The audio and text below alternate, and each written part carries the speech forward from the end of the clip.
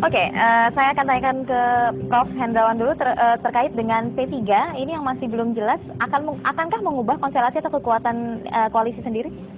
Ya, tentu kehadiran P3 di sini ya tentu membuat kalkulasi politik menjadi lebih rumit. Ya. Tidak sederhana. Tetapi dalam perspektif kami, karena keputusan PT UN itu kan hanya menunda pelaksanaan ya dari SK Menkumham, maka menunda pelaksanaan berarti tidak membatalkan. Itu berarti kehadiran teman-teman yang ada di fraksi yang dipimpin oleh Pak Hasrul dan Armani Tomawi, ya, Tamliha dan seterusnya itu yang terus-menerus ikut koordinasi. Ya. Persoalan bagaimana ke depannya ini tentu harus kita cermati bersama ya. Termasuk Munas Golkar juga tentu kita cermati bersama lah.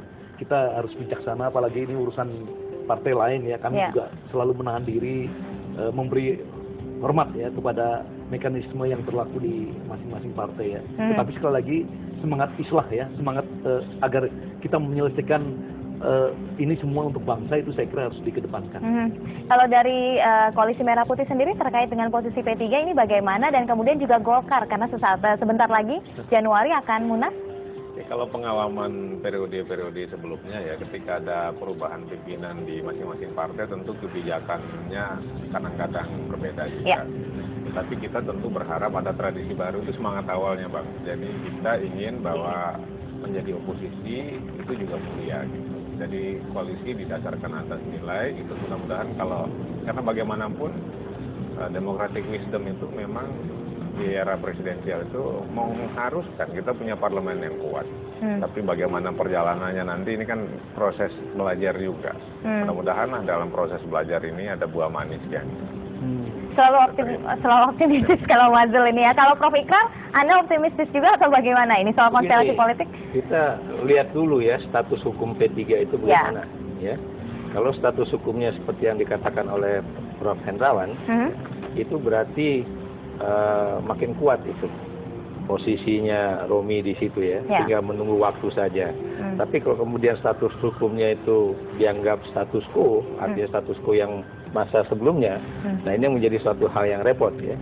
Dan menurut saya kalau memang itu ternyata dia posisinya kuat, ini yang kemudian dia bisa menjadi gadis cantik yang diperebutkan ya, dan dia bisa jadi bola liar. Bola liar artinya dia bisa ke kiri kapan saja, bisa ke kanan kapan saja, karena toh dia tidak memiliki satu komitmen, karena di dalam itu masih ada dua kubu ya. Dan dua kubu itu kalau mereka kemudian mengatakan di dalam internal mereka, udahlah yuk kita mainin lah untuk kepentingan partai kita, bisa saja terjadi. Bisa saja terjadi. Tapi lagi-lagi ya mudah-mudahan ya ini yang namanya P3 ini tidak diselesaikan melalui PT UN dalam artian itulah ya, sebab kalau semuanya sedikit-dikit semuanya melalui jalur hukum ya. Lalu kemudian orang bertanya, di mana Anda itu memiliki lembaga politik seperti itu, kok nggak bisa menyelesaikan konflik internal, kemudian semuanya harus negara yang kemudian ikut campur tangan dalam hal ini proses hukum itu sendiri gitu. Oke. Nah kemudian juga mungkin ini yang menjadi pertanyaan publik setelah islah, ada posisi wakil ketua dari Koalisi Indonesia Hebat di masing-masing komisi. Apa ini artinya? Misalnya dalam pengambilan keputusan, ini masih bertanya-tanya bagaimana kalau kemudian masih tetap voting. Apakah keputusan ini tidak kemudian sama saja begitu? Sebenarnya kalau ini nanti Bang Zulkifli Mansyah tahu lah, karena beliau lebih lama menjadi anggota dewan dibanding saya. Begitu sudah masuk komisi biasanya kami cair sekali, dan kami dekat sekali lah. Di komisi itu tidak ada kubu-kubuan, ya. Jadi sebenarnya ini kan itu sebabnya kan banyak orang berpendapat ini pertempuran para dewa sebenarnya. Kalau di tingkat prajurit dan perwira, mereka sering berkomunikasi, bahkan minum kopinya lebih sering dengan teman lintas fraksi dibanding teman sefraksi. Iya, tanya. Anda sepakat? Ya, kenyataannya begitu. Dan kita jadi ini semua acting ya? Enggak juga. Karena bagaimanapun dignity partai kan perlu dijaga juga. Tapi keseharian teman-teman ya karena kepentingan bangsa negara diutamakan ya tetap berkomunikasi, tetap berkumpul. Bahkan ada alat kelengkapan yang sudah melaksanakan tugasnya juga. Misalnya ada BKSAP. Mulai besok di Surabaya kita ada diskusi tentang Millennium Development Goals misalnya. Bersama-sama juga gitu. Cuman kan marwah partai juga harus dijaga, keputusan fraksi harus dikawal gitu. Sehingga memang ya ada hal-hal yang belum sepaham, tapi akan coba dicari jembatan pengertian yang bersama. Jadi proporsi misalnya berapa jumlah ketua yang dari Koalisi Merah Putih atau Koalisi Indonesia Hebat itu tidak akan mempengaruhi dalam nanti pengambilan keputusan, voting Nah, sebenarnya atau menjadi kekuatan suara? anggota DPR itu ketua, wakil ketua, anggota itu tidak atasan bawahan juga. Tidak Anda jadi ketua komisi atau ketua DPR, Anda punya hak istimewa dibanding anggota yang lain kan enggak. Cuman dia kan memegang jadwal rapat, mengatur kapan bertemu dengan mitra ini itu dan lain sebagainya. Jadi simbol partai juga gitu. Tapi kalau ada yang memaknai bahwa jadi pimpinan komisi seakan-akan dia berkuasa di komisi itu kan enggak juga gitu. Oke. Prof. Ikrar, Anda komentar Anda bagaimana jika Anda melihat satu ada di masing-masing komisi dari Koalisi Indonesia Hebat sebagai pimpinan, apakah ini kemudian akan mempengaruhi dalam pengambilan keputusan? Apakah benar ini kalau di dalam itu damai-damai saja? Anda melihatnya bagaimana? Kalau saya ngamati dari era Orde Baru ya, seperti karena dulu saya mahasiswa Departemen Ilmu Politik Program Studi Hubungan Internasional, jadi Komisi 1 yang saya perhatikan ya. Zaman Ibu Aisyah Amini segala macam ya. Wah, itu memang begitu. Yang dikatakan oleh Bung Zulkifli Mansa itu memang begitu. Mereka rekat ya. Misalnya kapan nih kita rapat ini nih, kapan nih kita kunjungan ke negara ini nih, ya itu rapatnya seperti itu. Jadi tidak ada kemudian kepentingan partai itu begitu menonjol di dalam di komisi itu. Kenapa demikian? Karena kan mereka kan memang harus menjadi satu kesatuan untuk berhadapan dengan mitranya, yaitu Kementerian Luar Negeri, Pertahanan dan sebagainya ya. Jadi, dan itu juga kelihatannya sampai sekarang juga masih tergambar ya. Cuma yang jadi persoalan itu adalah kadang-kadang ketua komisi atau pimpinan komisi itu bisa terseret di antara dua arus ya. Dua arus besar. Dua arus besar itu adalah pimpinan partai dan pimpinan fraksinya, dan arus yang bawah itu adalah anggota fraksi ini. Nah, kalau kemudian pimpinan komisi atau pimpinan komisi itu tidak bisa tahan ya, itu bisa saja mereka menjadi korban dari dua kepentingan ini ya. Walaupun bisa jadi arus bawah dengan arus partai itu sama kepentingannya, yaitu masalah kesejahteraan ya. Tapi itu bisa membawa seorang pimpinan komisi itu kesejahteraan apa, Prof. Ikrar? Ya, kesejahteraan anggota dan juga kemakmuran partai. Karena kan biar gimana pun orang-orang yang memiliki posisi itu tadi saya katakan bahwa tidak kadang-kadang ya bukan atas dasar misalnya Bung Zul misalnya kan dia ahli ekonomi harusnya ditempatkan dalam bidang yang tepat, dan karena beliau ini misalnya orang yang sangat berpengalaman di parlemen ya, itu harusnya juga menjadi pimpinan komisi. Tapi kan karena mungkin ya persoalan hubungan gitu, kimiawi beda gitu kan, chemistry ya aja itu ya, jadi tidak mendapatkan apa-apa. Nah, hal semacam ini kan terjadi ya. Yang kita takutkan itu kalau kemudian pimpinan komisi itu tidak didasari oleh merit system, tapi lebih didasari oleh hubungan darah biru kedekatan atau dengan pimpinan partai. Kedekatan dengan pimpinan partai itu yang saya bilang bahwa arusnya itu tinggal mana yang kuat, yang atas atau yang bawah. Yang bawah. Nah, nanti saya mau tanya ini kalau dari nama-namanya Prof melihat ini kebanyakan arusnya yang mana gitu ya setelah jeda berikut ini. Pemirsa, kami akan segera kembali. Kembali bersama Bincang Pagi, pemirsa, saya langsung bertanya ke Prof Ikrar. Prof Ikrar, kalau tadi disebut ada yang merit based, ada yang berdasarkan kedekatan. Kalau Anda lihat dari nama-namanya? Ya, kalau saya harus berterus terang ya, dan saya berani mengatakan ini tanpa takut untuk disu, karena memang kenyataan demikian ya. Anaknya Amin Rais lah ya, itu baru masuk menjadi anggota parlemen, tiba-tiba menjadi wakil ketua komisi. Ya kan? Sementara ada teman-teman dari Partai Amanat Nasional yang lain yang sudah berpengalaman di parlemen.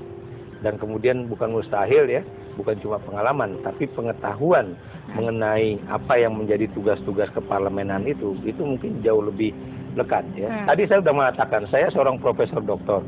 Belum tentu saya lebih baik dibandingkan Zulkifli Mansah ya, yang sama-sama doktornya dalam bidang-bidang tertentu yang kita sama-sama menguasai. Kenapa demikian?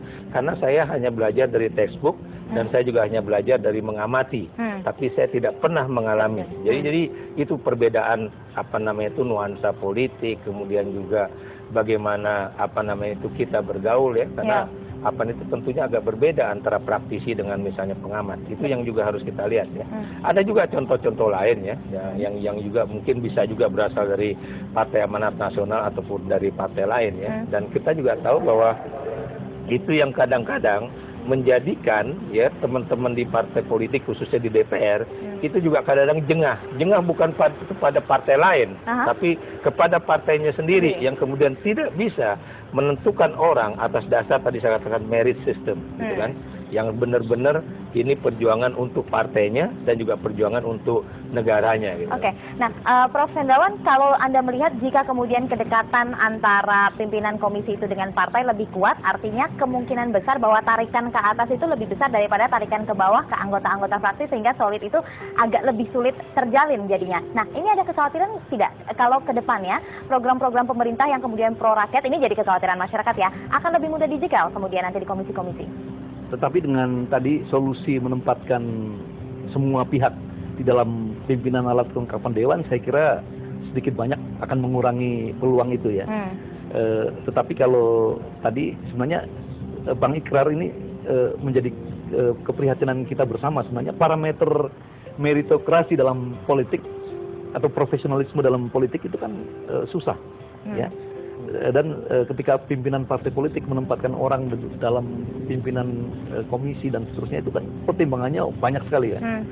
Ini yang memang kalau Pak Bang Ikrar, Prof. Ikrar tadi mengatakan dibuat transparan begitu. Tetapi kan apakah itu bagian dari parameter yang disebut meritokrasi atau profesionalisme dalam bidang politik? Soal tadi yang pertanyaan Tika, mudah-mudahan dengan tadi diakomodasinya kepentingan dari berbagai pihak ini, tekad DPR ya untuk bekerja sama dan membangun sinergi dengan pemerintah bisa lebih mudah dilakukan ketimbang misalnya di dalam DPR sendiri tidak ada check and balance begitu. Oke, tapi one man one vote kan ya kalau misalnya pengambilan keputusan. Tapi menurut pengalaman saya jarang sekali voting dilakukan di tingkat komisi kecuali misalnya fit and proper test untuk memilih deputi gubernur atau siapa anggota BPK dan seterusnya seperti itu. Oke, Mas Zulkifli Mansyah, Anda melihat bahwa kenyataannya jika kemudian Anda sepakat ya bahwa pimpinan komisi banyak yang dikuasai lebih banyak bukan karena merit base, kemungkinan untuk kemudian jegal-menjegal ini akan jadi lebih besar atau tidak? Kalau jegal-menjegal sih enggak. Kalau ada anggota komisi yang kompeten, misalnya punya kapasitas, walaupun dia anggota biasa, kadang-kadang tidak mudah juga melewati hadangan argumentasi dia kalau memang dari anggota ya. Tapi kalau misalnya pengalaman kami di PKS sendiri, untuk menentukan pimpinan komisi itu kan itu penugasan dari fraksi. Fraksi kepanjangan dari partai sendiri. Nah, kadang-kadang bukan hanya pertimbangan kapasitas, tapi juga mewakili daerah juga, Pak. Misalnya ada komisi ini, misalnya kita dapat jatah pimpinan 10 pimpinan. Nggak boleh misalnya semuanya dari Sumatera, tapi mungkin ada dari Sulawesi, Sumatera, Jawa, Nusa Tenggara, dan lain-lain. Jadi ya ada asas keadilan di dalam internal fraksi sendiri. Jadi tarikan ke atas ke kepentingan partai atau fraksi begitu ya, dibandingkan tentu kepentingan. Saja ada ya, karena partai punya haluan-haluan yang harus dilaksanakan. Mana yang lebih kuat, Mas Zul?